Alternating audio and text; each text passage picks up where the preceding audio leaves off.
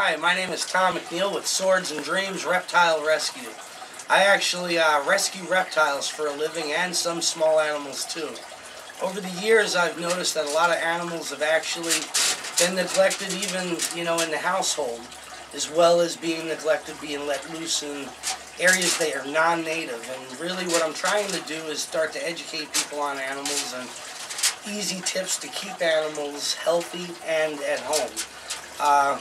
Got a rough job, and it can be tough at times, but it's very rewarding when you actually watch an animal go from sick to well and health again. My thing is, basically I take a lot of unwanted animals, and there's not much of a rescue part of it so much anymore, like, jumping into something that somebody needs, like, oh my God, there's an alligator in this park type situation. I rescue animals that actually come out of households that actually, with the economy the way that it's been tough for people to survive. So of course they start to neglect their loved ones, their little animals, and they forget about them. And before you know it, you got an animal that's sick or emaciated, dehydrated, whatever, and well, it is in need of rescue. So I've set up a store to where I can actually, and all money here actually goes towards animals when it comes to pets, pet-related items, or donations of any kind. I basically take in what I can, and I try and rescue as many as I can. By the word rescue, I rehydrate, try and feed them properly, try to care for them in such way that they can get better, and then I find them the right owners that actually can take over the job. A few times I've made the wrong mistake, and I've got a few more of them back than I shouldn't have, but most times I make the right choice, and it's because of what people know that actually now make me find the right owners. If I don't find the right owners, I don't give up the animals. That's all there is to it.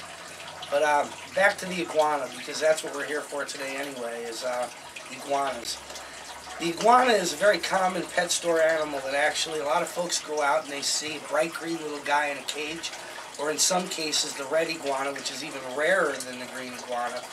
They're both El Salvadorian iguanas, and they go all the way up to like Cuba and down to Mexico.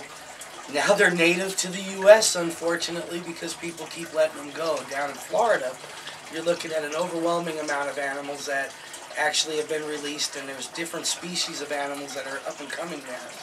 But one of them was the iguana, and that was something that actually is sad. People don't realize what they're getting into when they get involved in an iguana. An iguana is a commitment. It really is. It isn't some small animal you stick in a 10-gallon cage and think, hey, this guy's going to be okay. If you feed him properly and you do the right thing, this animal can grow up to 6 feet or so. I've seen them almost 7 feet already in the times that I've dealt with animals. Some of them can become very aggressive over time if you don't take care of them right. There's different ways that people take care of them. Opinions differ. I'm not saying that mine's right or wrong. I've got a few folks here today that will actually probably help me out with a couple points that I don't know of, or maybe something that we can all learn together. There might be a difference of opinion, who knows. But I think really a lot of the keepers all learn from one thing, and that's trial and error. We all try to get more trial than error, but unfortunately for some folks they don't do their research, and the biggest thing is, I can't stress, but you got to do research before you just go out and get that cute little $20 animal or $25 animal. The green iguana, the lighting, the enclosure, the food items that it takes, it's overwhelming. You know, you go in there, you buy that little 10-gallon setup, and it can cost you $120, $130 for the basic setup. You do things right, the light bulb alone can cost you $100, you know. You use like a mercury vapor UVV bulb, and that's what I like to use, because really that draws in a lot of vitamin D for these guys, which they need from their natural sunlight. But, you know, you get a lot of other vitamins as well, and those vitamins come out of the vegetables and the fruits and stuff that they eat, and we're going to discuss a lot of that stuff today as well. I'm going to show you a few different animals as well, but really my biggest thing is you got to do research. Research. You got to know your animal no matter what the animal is. Today I'm going to bring out a couple different animals, and this one is going to start out with a small guy. And this one here is a rescue I picked up from a young lady that bought it at a pet store. And it's a beautiful red iguana. Unfortunately, this guy here is getting ready to shed. And you can help him out when you shed if you got that problem at home. Sometimes it gets a little dry in the cage. And you can use a chemical called like Shreddies. This particular guy here has a little bit of an attitude because of the fact that he was kind of dehydrated and very sick when he got here. The young lady that picked him up for $150, believe it or not, is a little smaller than him. Took him home, he started tail whipping, biting, and acting aggressive, and before you know it, well, she lost interest. And within about a month's time, this thing actually turned to almost nothing. She brought it into me and she told me, you know, here you go. And I was thrilled because, again, a red iguana, you don't see many of those, you know. And, well, I looked at it also like this poor fella, you know, and I thought, thank God she brought it to me. And try and bring your animals to some local rescue if you need help before it gets to that point. You must be able to see some of the dehydration and how the animal shrinks up, you know. This particular guy here, like I said, he did come in. He's tail whipping. He's an aggressive fellow. He seems to be calm today for me, so he must enjoy the camera and enjoy all you guys watching him. With these guys here, you know, like I say, they're these tiny little fellas. I'm going to step up a little if you don't mind. Oops, see, I got a tail whip right there. So we got that in there.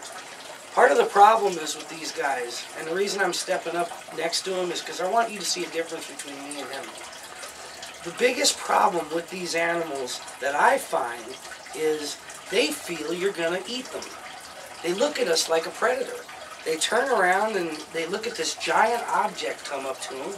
Before you know it, wham, this giant object is grabbing me. What would you think if King Kong was to come along and pick you up?